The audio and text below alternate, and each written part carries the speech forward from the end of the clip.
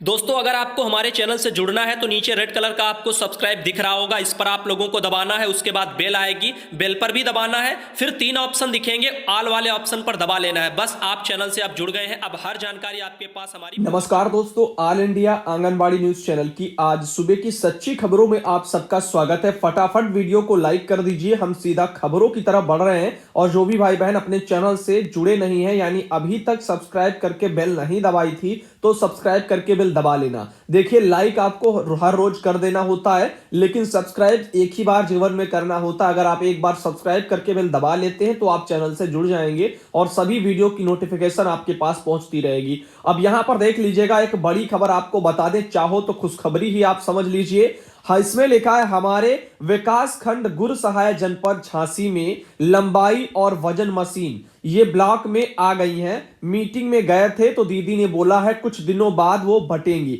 उत्तर प्रदेश से है तो उत्तर प्रदेश के विकास खंड गुरसहायपुर जनपद झांसी की ये बात है और इनका नाम है अनिल आर्या। उन्होंने कहा है कि जो है न्यूज चैनल के साथ बता दिया करो भाई, जैसा सबको बताते हो। तो भाई ये देख लीजिएगा, ये झांसी से खबर आ रही है, वजन मशीनें वहां पहुंच चुकी हैं, काफी चीजें लेट हो रही हैं। और कुछ जनपद ऐसे भी हैं जहां पर अभी हाल फिलहाल में 4-5-6 महीनों पहले यहां पर वजन मशीनें आंगनबाड़ी बहनों से ही खरीदवा दी गई हैं। बिल वाउचर ले लिए गए थे, लेकिन उसका पैसा पता नहीं उनके खातों में डाला गया या नहीं। काफी जगह यह बोल दिया गया कि 2000 रुपया फ्लेक्सी फंड में बहुत पूर्व आपको भेजा गया था, उसी से खरीदनी है। और काफी जगह जो है अब विभाग वाले अपना खरीद करके ऊपर से भेज रहे हैं, ब्लॉक पर वजन मशीनें आ गई हैं। आखिर ऐसा क्यों होता है, ऐसे सवाल बड़े बन जाते हैं। इसके अलावा दोस्तों आपको दिखाते हैं अफसरों की लापरवाही, इससे दूर नहीं हो रहा है कुपोषण। और यहां पर हाल आपको हम दिखाएंगे, आप समझ लीजिएगा। ये फार्मासिस्ट के सहारे चल रहा है मुड़ेई वगैरह स्वास्थ्य केंद्र। तो एक स्वास्थ्य केंद्र है मुड़ेई में,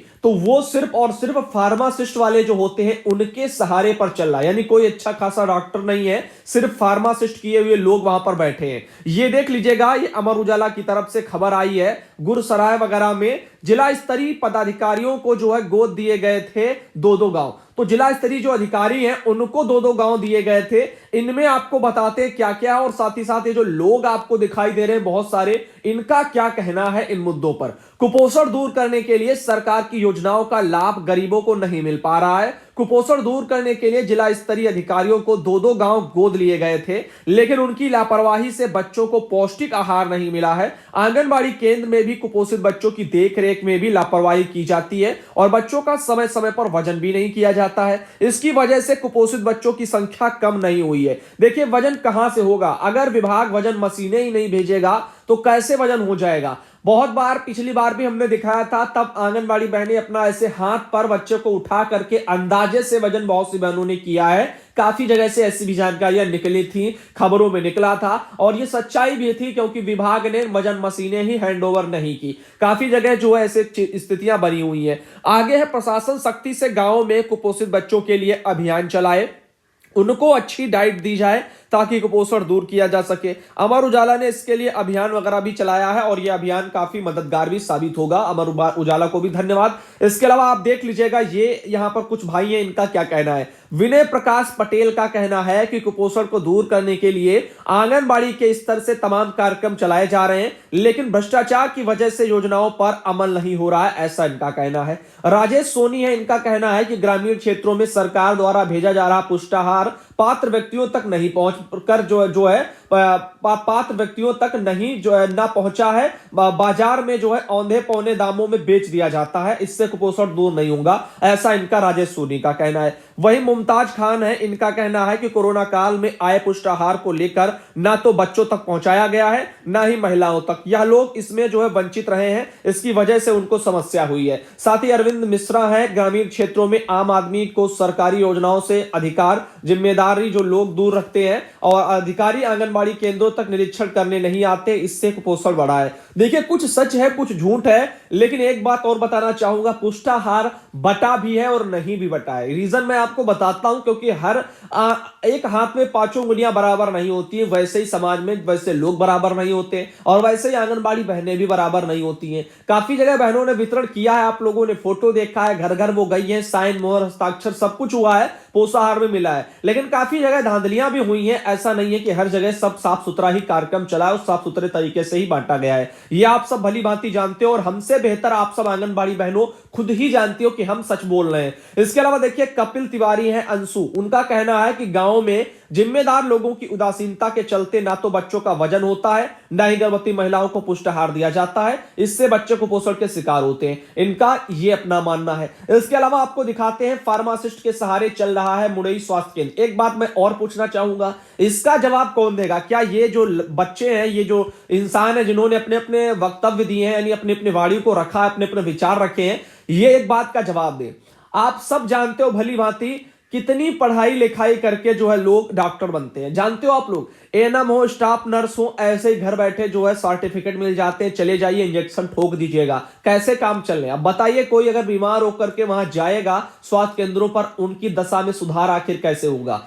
किसी को इंजेक्शन लगाने नहीं आते हैं, दवा के नाम पढ़ने नहीं आते हैं, ट्रेनिंग पूरी होती नहीं है। घर बैठो, पैसा दे दो और सब कुछ हो गया, ट्रेनिंग आ गई। सारी ट्रेनिंग ऐसे चल रही है, चाहे वो आपकी एएनएम की हो, स्टाफ नर्स की हो, फार्मासिस्ट की हो। इसके अलावा इसको ही छोड़ दीजिए, तमाम आपके शिक्षा विभाग में भी यही खेल चल रहा है। अब अगर ऐसे खेल चलते रहेंगे तो फिर कैसे जो है स्थितियां सुधर जाएंगी? इसके अलावा मैं ये नहीं कहता कि आंगनबाड़ी के स्तर से बहुत अच्छा काम किया जा रहा है, यहां पर भी गड़बड़ियां हैं और उन गड़बड़ियों को तभी दूर किया जा सकता है जब अधिकारी भी अपनी जिम्मेदारियों को निभाएं, वो भ्रष्टाचारी में लिप्त ना हो और ना ही आंगनबाड़ी को लिप्त करे, साफ सुथरा काम करे और जाकर के निरीक्षण करें। आप देखते हो ब्लॉकों पर बुलाया जाता है, क्यों बुलाया जाता है? क्योंकि वो लोग अपना काम केंद्र पर आकर के नहीं करती सुपरवाइजर, और आपको ब्लॉक पर बुलाती हैं। आप सबको एक बात कहना चाहूंगा, आप सब जवाब दीजिए, सुपरवाइजरों का क्या काम है बाल विकास विभाग में और वो क्या कितना उन पर काम है, वो क्या करती है, इसका जवाब आप लोग दे दीजिएगा। वो किस लिए तैनात की गई है, इसका जवाब आप लोग दे दीजिएगा। आपको पता चल जाएगा कि मुख्य जो जड़ है सुपरवाइजर के स्तर से, वो उनकी जिम्मेदारी अपनी पूरी नहीं हो पा रही है, इसीलिए जगह जगह लापरवाहियां भी हो रही हैं और काम साफ सुथरे नहीं हो पा रहे हैं। उनको चाहिए कि ब्लॉक पर आ जाइए, सब कुछ पैसा दे दीजिए, जमा कर दीजिए और चले जाइए। रजिस्टर भी यहीं चेक करा लीजिए और सारे काम यहीं से कर लीजिए। हम केंद्र पर विजिट नहीं करेंगे। भाई क्यों नहीं? आपका काम किस लिए, आप लगाए किस लिए गई हैं, किस लिए लगाई गई? आप कुछ काम तो बताएं, आपका काम क्या है? ऐसे तमाम सवाल हैं जो आपके मन में उठते होंगे, हमारे मन में भी उठते हैं, लेकिन इन्हीं चीजों को लेकर के काफी आंगनबाड़ी हैं जो साफ सुथरा काम कर रही होंगी, उनकी भी बदनामी होती है और काफी गंदा काम कर रही हैं, उनकी वजह से तो बाकी लोगों को दिक्कतें होती रहती हैं। चिरगांव में देख लीजिएगा, ये एक आपका स्वास्थ्य केंद्र है, यहां पर मुड़ई वगैरह में, इसमें सरकारी अस्पतालों का हाल बहुत बुरा है। यहां पर 3 वर्षों से कोई चिकित्सक नहीं है। इससे आसपास के गांव के लोगों को इलाज के लिए चिरगांव या झांसी जाना पड़ता है। यह अस्पताल केवल एक फार्मासिस्ट के भरोसे ही चल रहा है, वह कभी जो है कभार भी आता है। चिरगांव क्षेत्र में स्वास्थ्य सुविधाएं उपलब्ध कराने के उद्देश्य से शासन द्वारा ग्रामीण क्षेत्रों में 5 नवीन स्वास्थ्य केंद्र खोले गए थे, जिनमें भवन के साथ ही कर्मचारियों के लिए आवास की सुविधा भी दी गई थी। लेकिन स्वास्थ्य विभाग द्वारा उनकी उचित देखरेख न करने से यह अस्पताल अब खंडहर में तब्दील होते जा रहे हैं। साथ ही शनिवार को मुड़ई स्वास्थ्य केंद्र पर देखा गया कि दोपहर 12 बजे अस्पताल में ताला लगा हुआ है। एक व्यक्ति ने बताया कि फार्मासिस्ट आए नहीं है, बताया कि 3 वर्ष से अस्पताल में कोई चिकित्सक नहीं है, यहां पर केवल एक फार्मासिस्ट था और एक चपरासी ही तैनात है। इसमें से चपरासी चिरगांव सीएचसी पर अटैच वगैरह एक कारण केवल फार्मासिस्ट के सहारे अस्पताल चल रहा है, जिससे ग्रामीण क्षेत्रों की जनता में इसका कोई लाभ नहीं मिल रहा है। ऐसे होती है जिम्मेदारियां और हर कोई अपनी ऐसे ही निभा रहा है। यहां तक निचले स्तर का तो आपने देख लिया, जरा इन्हीं हमारे भाई बहनों को एक बार और सोचना चाहिए था, अमर उजाला को भी सोचना चाहिए था। सरकार अपनी कितनी जिम्मेदारियों को निभा रही है, इसके बारे में भी आप सोचिए। सरकार का काम यही नहीं है कि आप ऊपर से योजना बना दें और फिर नीचे स्तर पर देखें ही ना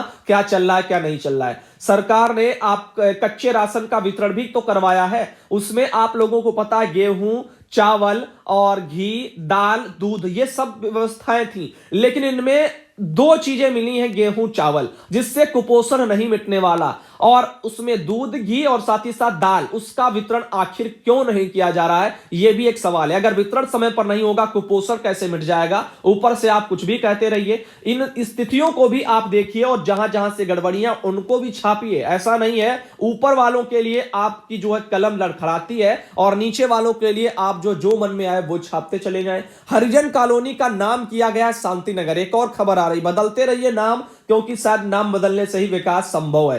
आंगनबाड़ी केंद्र शांति नगर कॉलोनी चिरगांव देहात हो गया है। आप ये देख लीजिएगा, अमर उजाला ब्यूरो की तरफ से खबर आई है, चिरगांव वगैरह में ये सब देखने को मिला है। इसके अलावा आपको ले चलते हैं आगे। एक ये सरकारी आदेश देख लीजिएगा, दातागंज से आया है, उप जिलाधिकारी महोदय ने भेजा है। 26/12 को ये लेटर निकला था और विकास खंड अधिकारी, खंड शिक्षा अधिकारी और सीडीपीओ और इन सबको भेजा गया है। इसमें लिखा है कि त्रिस्तरीय पंचायत निर्वाचन 2021 के अंतर्गत राज्य निर्वाचन आयोग के आदेशों के क्रम में दिनांक 27/12/2020 को मतदाता सूची के अंतिम प्रकाशन वगैरह उसका होना है और बीएलओ सुपरवाइजर की एक आवश्यक बैठक भी 27 तारीख को तहसील दातागंज में सभागार में 11 बजे आयोजित की गई थी। आप अपने अधीनस्थ कर्मचारी बीएलओ सुपरवाइजर को उक्त जो है समय पर स्थान पर बैठक में जो है आने के लिए कहें, ऐसा जो है लेटर में आया है। इसके अलावा आपको दिखाते हैं एक और सरकारी आदेश आया था, 22 जो है दिसंबर को ही निकला है। निदेशक हैं उत्तर प्रदेश में, उन्होंने ये अपना निकाला है। राज्य ग्रामीण आजीविका मिशन स्वयं सहायता समूहों को भेजा गया है और कहा गया है कि उत्तर प्रदेश की जो है बाल विकास परियोजनाओं में संचालित आंगनबाड़ी केंद्रों के जो है वहां पर पोषण उत्सव मनाए जाने के संबंध में मैंने कहा था, जब पोषाहार का वितरण होगा तो पोषण उत्सव के रूप में भी मनाया जाएगा। उस टाइम पर आप लोगों को पोषण थालियां, पोषण क्यारियां, यही सब मतलब करना होगा। एक थाली टाइप की बनानी होगी पोषण वाली, ऐसे करके सभी कार्यक्रम मनाने हैं। बाकी तो पूर्व में हमने सारे दिशा निर्देश आपको दिखा दिए हैं, कैसे कैसे क्या क्या मनाना है। बुकलेट रेसिपी वाली वो सब हमने आपको दिखाई है, सब कुछ पूर्व में बताया गया, तो अब ज्यादा इसके विषय में बताते नहीं है। बस इतना कहते हैं कि पोषण उत्सव भी, पोषण जो है पोषाहार बांटने वाले दिन आपको 5 तारीख को मनाने के लिए आदेश ऊपर से होते हैं और ये 22 को भी निकला, इसमें भी इसका फिर से जिक्र कर दिया गया है। इसके अलावा दोस्तों आगे बताते हैं, ये देखो एक बहन है शाहीन बेगम, गांव बिलहरी वगैरह, जिला बदायूं से है, उनकी तरफ से ये जानकारी भेजी गई है। और एक बात और बताना चाहूंगा, ये इस तरह के मैसेज सूचनाएं कोई भी ना डाले, अगर डालेगा तो नंबर हम ब्लॉक कर देंगे।